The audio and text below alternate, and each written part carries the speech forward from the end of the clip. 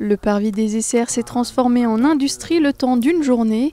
En effet, le Pôle emploi de Cluses recrutait des opérateurs en agroalimentaire avec sa méthode MRS, c'est-à-dire la méthode de recrutement par simulation.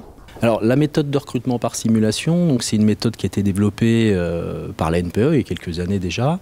La MRS a été développée dans les années 90 pour favoriser en fait le recrutement de personnes sur des recrutements en nombre, notamment dans l'industrie. L'idée c'était plutôt de mettre en situation les personnes lors de tests pour qu'ils puissent nous démontrer qu'ils ont les aptitudes à tenir les postes de travail.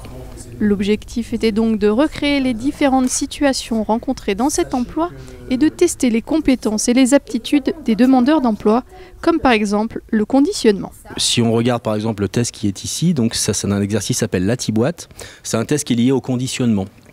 Ils ont une latte en bois avec des couleurs différentes, des pastilles de couleurs différentes. Ils ont un modèle de réalisation comme s'ils conditionnaient des produits alimentaires dans des boîtes en carton. Ils ont un temps pour faire ceci et ils ont un objectif de remplir 6 boîtes en 10 minutes, ce qui est quand même un objectif assez haut, sachant que dans cet atelier, ils vont y passer 2 fois. Donc ils vont avoir une marge de progression, ils vont pouvoir s'entraîner un tout petit peu. Et puis la deuxième passage, en général, ils ont un peu plus de résultats. Par contre, les explications, on va les donner maintenant. Donc charge à vous, bien sûr, de les mémoriser.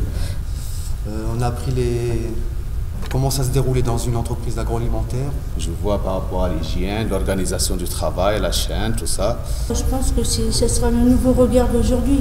Pôle emploi Cluses est présent sur le terrain, une méthode qui permet de mieux cerner les profils des candidats et de valoriser les compétences plutôt que les expériences.